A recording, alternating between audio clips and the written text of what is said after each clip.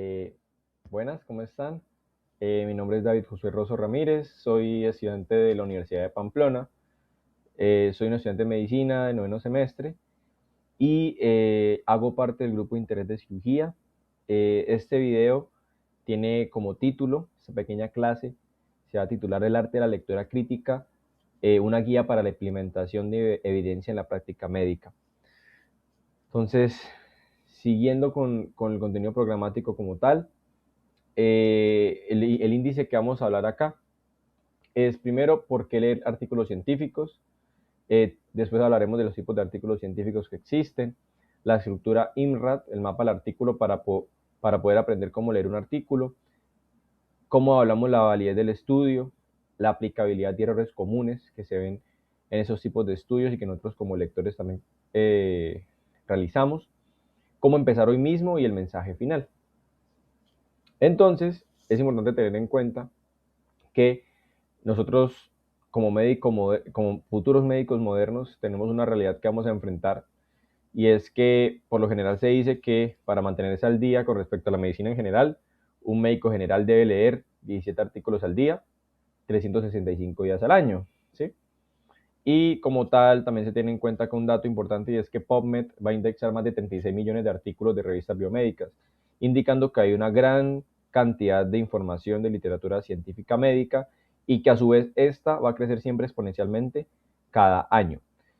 Entonces, como tal, tenemos nosotros como una premisa, y es que la medicina moderna siempre se va a basar en evidencia y nunca en opinión. Entonces, ¿para qué sirve leer estos artículos? Como médicos podemos actualizar conocimientos en especialidad, resolver preguntas clínicas concretas de los pacientes, entender la causa, el tratamiento y el curso de una enfermedad, generar ideas para investigación propia o tomar decisiones clínicas basadas en evidencia real. Ese es como el objetivo que se tiene. Entonces, después de tener esto claro, diríamos nosotros que cuáles son los tipos de artículos científicos. Entonces, inicialmente se dividen en dos tipos de literaturas, la primaria y la secundaria.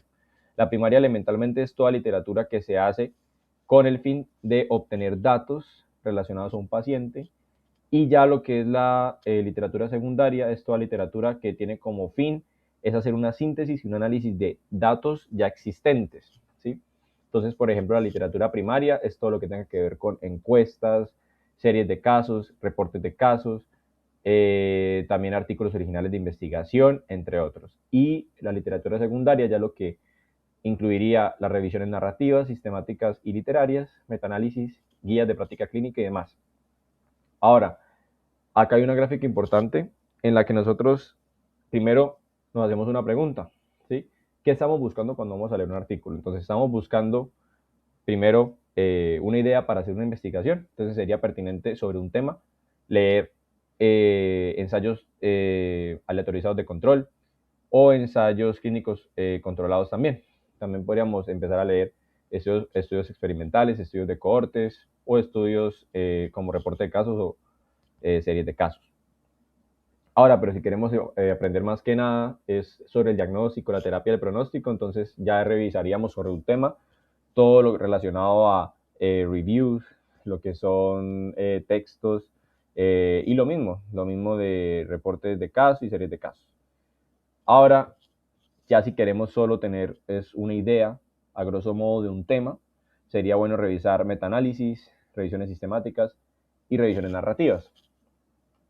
Entonces, teniendo en cuenta cada propósito que tengamos nosotros, para empezar a leer, tenemos una estructura que se viene usando desde hace mucho tiempo, no solo para escribir artículos científicos, sino también para leerlos, y es el IMRAD, que es un acrónimo que pues inicialmente se entiende como introducción, método, resultados y discusión. Sin embargo, otra literatura que se revisó para esta charla se evidenció que también es importante tener en cuenta otros aspectos. Por ejemplo, antes de la introducción, tener en cuenta el título y el resumen, ¿sí? En un solo paso, hacer la identificación de los mismos, y después de la discusión lo que son la conclusión y las referencias, que serían unos ítems que añadiría a esa estructura. Entonces, cada sección que queramos nosotros analizar va a tener una pregunta que responder. Entonces, por ejemplo, el título del resumen es si me interesa o no leer esto. Entonces, siempre en la primera lectura que hagamos sobre un artículo, un scan que hagamos rápido, sería bueno tener el título, el resumen y a su vez también tener una lectura más o menos de lo que fue la discusión o la conclusión. ¿Sí? Es lo que se recomienda en unos estudios para aprender a leer un artículo médico. Ahora, después del título del resumen, nosotros podemos revisar la introducción para saber por qué se hizo el estudio, que nos dé un contexto y una justificación del por qué se hizo. Casi alrededor de la mitad del artículo, si lo entendemos con la introducción. O sea, si entendemos primero una introducción, ya vamos a tener la mitad de un artículo entendido, ya lo demás va a ser mucho más fácil de entender.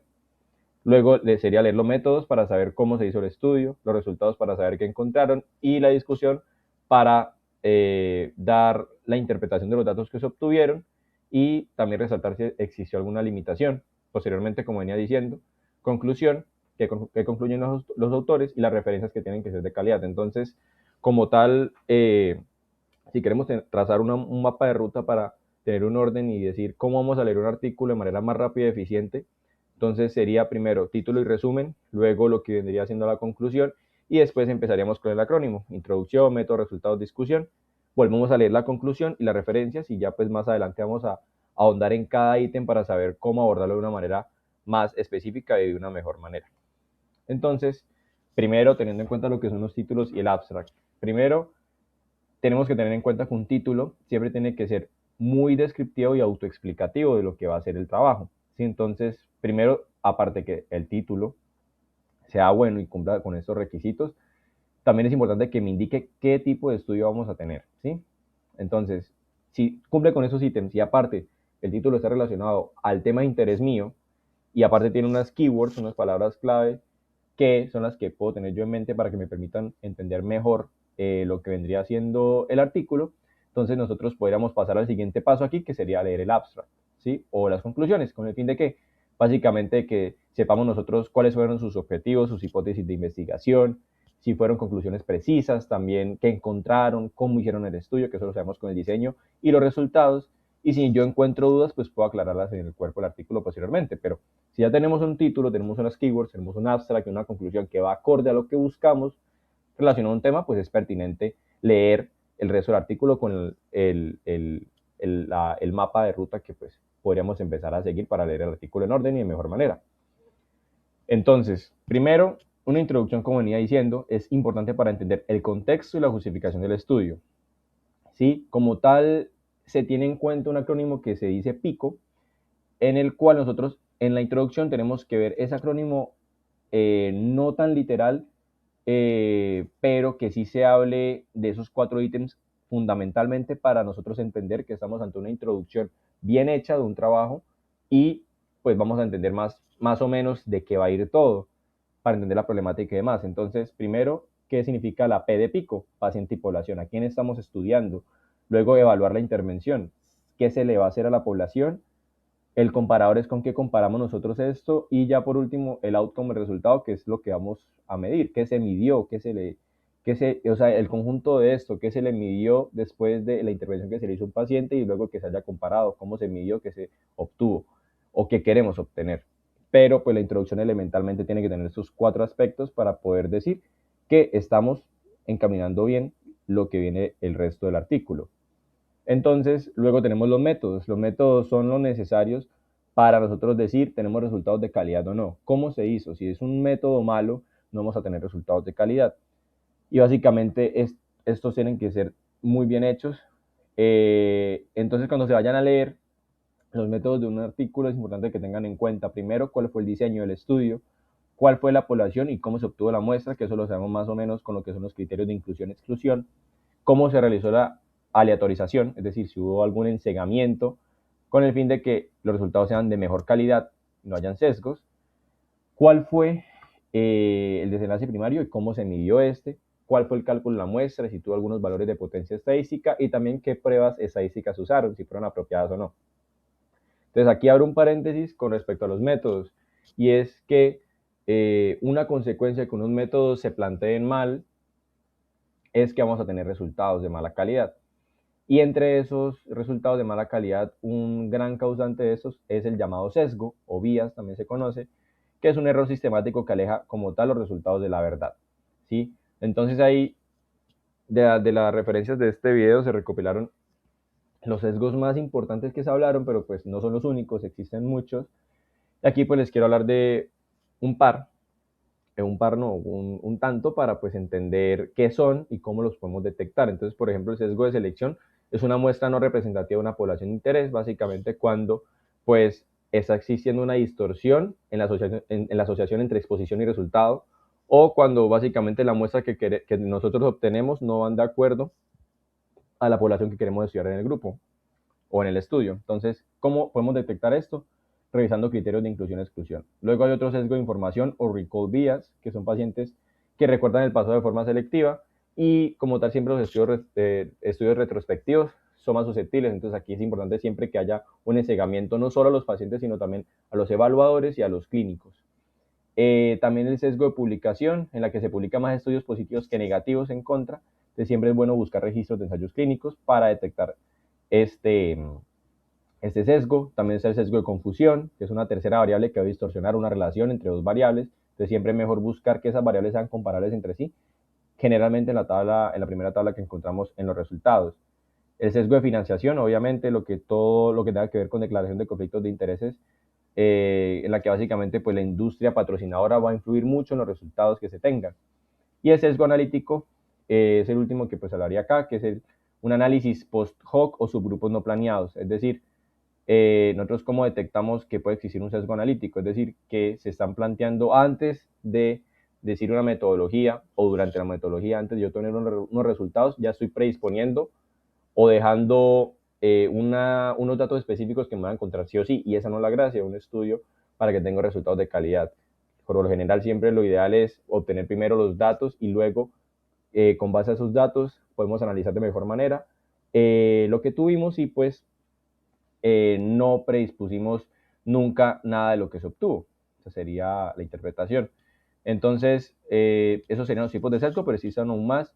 Y es importante también entender que el sesgo no es fraude, como se suele entender. Simplemente muchas veces las personas que tienden a investigar y empiezan con estudios pueden llegar a tener sesgos inherentemente, simplemente por el entorno en el que se encuentren, por los instrumentos que se les otorga para que puedan realizar una investigación. Todo eso son sesgos que pues inevitablemente van a estar y pues uno tiene que trabajar con eso, pero siempre es importante aclararlo, lo que vendría siendo la discusión de los resultados, pero eso ya es algo en lo que llegaremos más adelante. Aquí tenemos una gráfica que nos muestra básicamente la jerarquía de importancia de artículos científicos, estando en la base de la pirámide de lo que son las series de casos y reportes de casos, y ya mucho más arriba lo que son los metaanálisis. Y a la derecha tenemos una tabla para poder nosotros decir que una evidencia tiene una fuerza y una calidad, ¿sí? Entonces, básicamente la escala GRADE es una escala que se viene usando hace mucho rato, es la más usada a nivel mundial para nosotros definir con intervención o una acción es buena de acuerdo a qué tan fuerte o qué tan débil es la evidencia y qué tan alta, mediana, moderada o baja calidad tiene esta intervención o proceso. Entonces se divide básicamente grado 1A, 1B, 1C, 2A, 2B, 2C. Y pues cada una tiene una interpretación y una implicación clínica. Ahora tenemos los resultados. Básicamente es identificar qué encontraron y si la diferencia es real y relevante. Entonces siempre una recomendación es primero leer las tablas y las gráficas y luego el texto, porque muchas veces cuando se va leyendo el texto se puede interrumpir por una gráfica y uno como lector puede llegar a posar la mirada sobre la gráfica cuando no han ni terminado de leer. Entonces siempre es bueno nosotros primero leer lo que son las tablas y las gráficas para nosotros dar una interpretación autónoma de lo que acabamos de ver y así verificar que en el texto se esté diciendo de manera correcta los resultados plasmados en gráficas y tablas. También sería bueno identificar el outcome más importante, el resultado más importante del estudio. Si hubo alguna diferencia entre los grupos y qué tan grande fue esa diferencia, verificar también que los pacientes se cuenten, si todos los pacientes que ingresaron al estudio se puedan contar y sobre todo tener dos valores de potencia estadística muy importantes que van de la mano ligados, que es el valor P y el intervalo de confianza del 95%. Solo con un valor P como lectores no podemos nosotros decir, esto es bueno, voy a aplicarlo a mi paciente, porque muchas veces lo que es estadísticamente significativo no necesariamente significa que es aplicable, y la aplicabilidad como tal la va a dar tanto un buen valor de P como un buen valor de intervalo de confianza al 95%. porque es la que nos da la significancia clínica. Entonces, el valor de P como tal nos mide la probabilidad de que la diferencia que se dé sea por azar. Entonces, como tal, siempre un P de menos de 0.05 es significativo. Intervalo de confianza del 95% es el rango donde estaría el efecto real en el 95% de estudios similares. Entonces, cuando nosotros interpretamos un buen intervalo de confianza, por lo general, este no va a incluir el 0 o el 1 en riesgos relativos. Entonces, cuando no ocurren estos casos, estamos hablando de un intervalo de confianza significativo. También tenemos otros medidores, como es la reducción absoluta del riesgo, que es la que nos mide la diferencia real entre los grupos y el número necesario de pacientes a tratar. ¿Qué mide este? Básicamente es cuántos pacientes se trataron para beneficiar a uno solo. Entonces, mientras menos pacientes nosotros necesitamos intervenir para darle beneficio a uno, hablaríamos de un tratamiento más efectivo, es decir, un NNT más pequeño es igual a un tratamiento más efectivo. Y acá en esta diapositiva tenemos como tal una tabla para tener en cuenta los errores clásicos que tenemos con respecto a la lectura de resultados y cómo debería ser una buena práctica de una lectura de resultados. Entonces, siempre que se reporte un intervalo de confianza más valor P exacto, diferenciar una significancia estadística de clínica, es decir, siempre asociar ambos valores, tanto P como intervalo de confianza. Evaluar si el tamaño de muestra fue calculado y verificar el análisis de intención de tratar. ¿Listo? Ahora, después de los resultados viene la discusión. Es importante siempre decir que para una buena discusión hay que tener en cuenta 4 factores. ¿Se respondió o no la pregunta de estudio? ¿Se compararon los resultados con otros estudios previos? ¿Cómo se compararon? Si los autores reconocieron que hay limitaciones es algo muy importante y si se sugiere alguna investigación futura, porque muchas veces, los investigadores pueden llegar a no aclarar esto en la discusión y nosotros creemos que pues el estudio no tuvo sesgo y demás. Y muchas veces es bueno aclarar que un estudio puede tener sesgo, que algunos resultados pueden llegar a ser tal vez no tan confiables, pero de que es un estudio que se sugiere que requiere más de estudios adicionales, tipos de estudios más importantes a nivel jerárquico. O sea, eso es importante que se aclare para saber que un estudio sirvió o no. Y también si hay especulación. ¿Listo? Luego vendrían las conclusiones. ¿Sí? Entonces, como tal, es leer las conclusiones antes y después de leer el artículo. Como decía, el primer scan que se hace, siempre lo general que se recomienda es título, abstract y conclusión, y luego empezar a leer desde más arriba, ¿sí? Ahora, también es importante que nosotros cuando hagamos una lectura de resultados y antes de leer una discusión, siempre nosotros saquemos una discusión autónoma antes de leer la del artículo, a ver si estamos o no de acuerdo con el autor, porque no todo lo que diga el autor muchas veces es cierto, no podemos tragar entero, es algo importante que tenemos que tener en cuenta como lectores y futuros médicos, y comparar qué tan similar fue o qué no tan similar fue. Y lo mismo pasa con las conclusiones, siempre hay que tener nosotros una idea nuestra de lo que estamos viendo antes de leer lo que el autor diga de eso. También las conclusiones, lo que les decía, son la opinión de los autores, pero más no necesariamente hechos. También si las conclusiones están respaldadas por datos del estudio en cuestión y no confundir las conclusiones del abstract con las del cuerpo del artículo, que a veces pueden diferenciarse entre sí. Ahora, una vez leído el artículo, nosotros también podemos decir que es un artículo de muy buena validez de acuerdo a una checklist que se propone en la literatura. Se dice que hay una pregunta de investigación claramente definida, si sí o si no, el diseño del estudio si es apropiado para responder la pregunta, cómo fue la aleatorización, fue verdadera, la asignación fue oculta, si hubo algún enmascaramiento de pacientes clínicos y evaluadores, si todos los pacientes contabilizados al final del estudio fueron parte de él inicialmente, si se realizó algún análisis por intención, las intervenciones están descritas con suficiente detalle para poder ser replicadas en nuestro medio, que eso va ya muy ligado a la aceptabilidad de la información que tengamos, y si hubo alguna financiación con conflicto de interés potencial. ¿Por qué? ¿Eso por qué se hace básicamente? Puede significar un poco más de camello, pero pues siempre hay que asumir que todo estudio tiene fallas hasta que uno tenga evidencia de lo contrario. Eso es bueno porque un escepticismo saludable va a proteger a nuestros pacientes y también a nuestra reputación a la hora de ejecutar decisiones.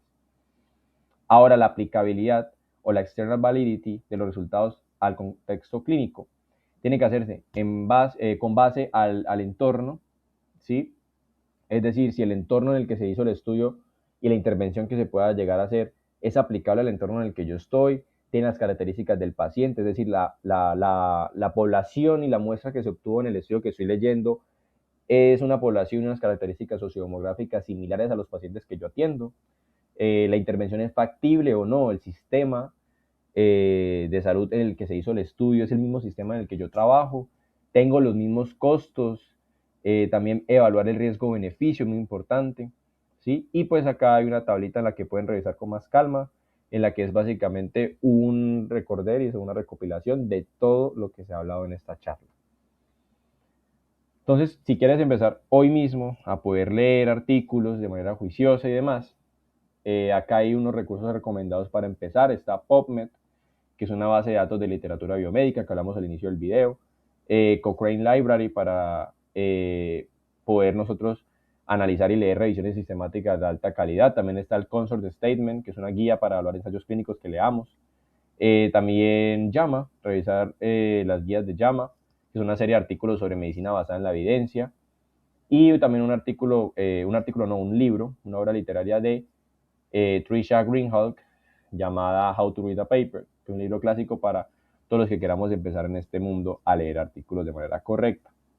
Entonces, como tal, les propongo algo y es que puedan leer un artículo científico por semana durante el siguiente mes y ya se van a dar cuenta que en 4 semanas van a tener una lectura mucho más eficiente y rápida. Entonces, como mensaje final, les digo lo siguiente, leer artículos es un hábito y los hábitos se construyen con consistencia, más no con intensidad. Entonces, no tienes que leer 17 artículos al día.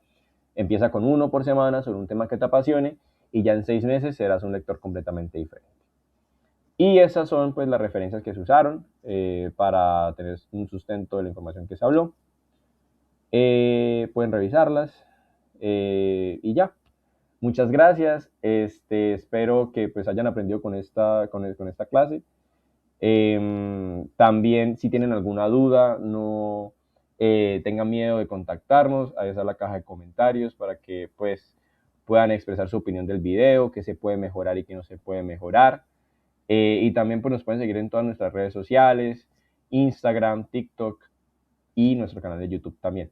Van a venir más clases, van a venir más contenido y pues los invitamos a que sigan viendo esta información que es buena para todos, todos aprendemos, todos salimos adelante y hasta una próxima. Chao.